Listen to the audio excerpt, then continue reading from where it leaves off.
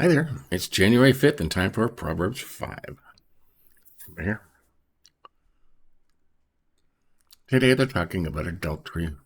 Big problem back then. Still a problem today, but today it's accepted as normal. But it's still a sin, according to the Bible. So, my son, be attentive to my wisdom. Incline your ear to my understanding that you may keep discretion, right? It says this at the beginning of every chapter. And your lips may guard knowledge. For the lips of a forbidden woman drip honey, and her speech is smoother than oil. But in the end, she is bitter as wormwood, sharp as a two-edged sword. Her feet go down to death. Her steps follow the path to Sheol. She does not ponder the path of life.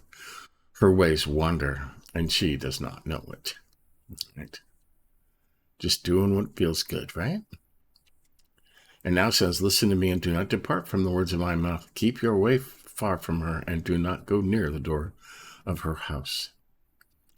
Lest you give your honor to others and your years to the merciless, lest strangers take their fill of your strength, and your labors go to the house of a foreigner. At the end, and at the end of your life, you groan when your flesh and body are consumed. See, those are highlighted, right? It's a waste of time and resources. You're not building a family. You're not building a future, right? And you will end up with nothing.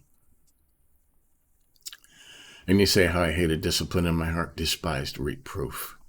I did not listen to the voice of my teachers or incline my ear to my instructors.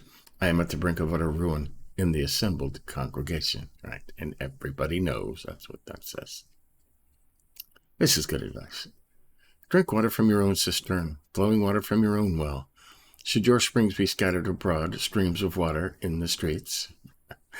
This is a metaphor. He's talking about your seed, not right? Let them be for yourself alone and not for strangers with you. Let your fountain be blessed, and rejoice in the wife of your youth. A lovely dear, graceful doe, let her breast fill you at all times with delight. Be intoxicated always by her love. Why should you be intoxicated, my son, with a forbidden woman, and embrace the bosom of an adulteress? For a man's ways are before the eyes of the Lord, and he ponders all his paths. The iniquities of the wicked ensnare him, and he is held fast in the cords of his sin. He dies for lack of discipline, and because of his great folly, he is led astray. Foolishness, right? All right, let's look at these notes over here. He teaches us sobriety, exhorting us to live off our own labors and to be beneficial to the godly that won't.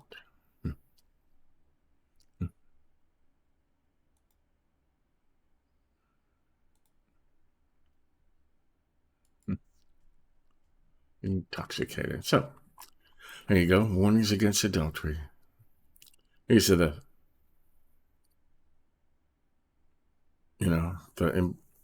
kind of wraps it all up in these three verses right here, right?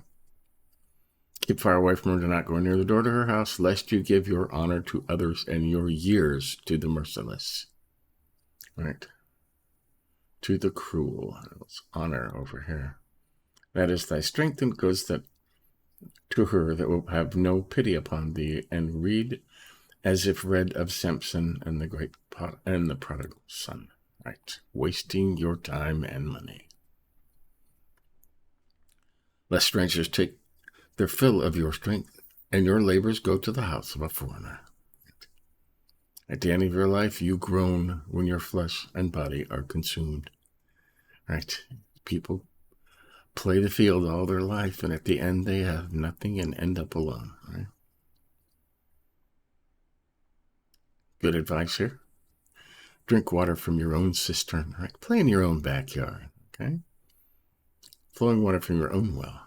That's right. It's your wife. Should your springs or seed be scattered in the streams, abroad, streams of water in the streets?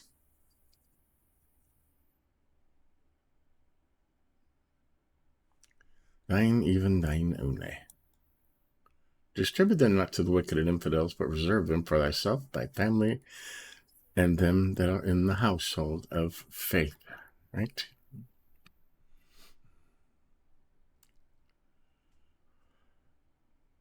Let your fountain be blessed, and rejoice in the wife of your youth. Be intoxicated always in her love, right? In her love. Delight in her love continually. So, there you go. A single subject, a nice short study. All right. Like I said, today it's a huge problem. Okay. And, Satan has had a plan for many hundreds of thousands of years to lessen and lessen these sins to be accepted as normal. So some people don't even believe that they're sinning.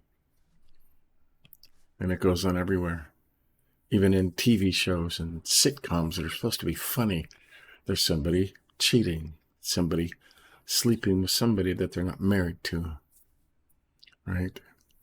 Wasting money on dates and stuff that gets you nowhere, okay? That don't build a life and don't build a home. You have to watch out for those things, right? Teach those values to your kids. Yeah. There you go. Saints and Later today, we are in Matthew 5. Today we are beginning the Sermon on the Mount, the greatest sermon ever preached. So stay tuned for that later today. But till tomorrow, we'll do it again. See ya.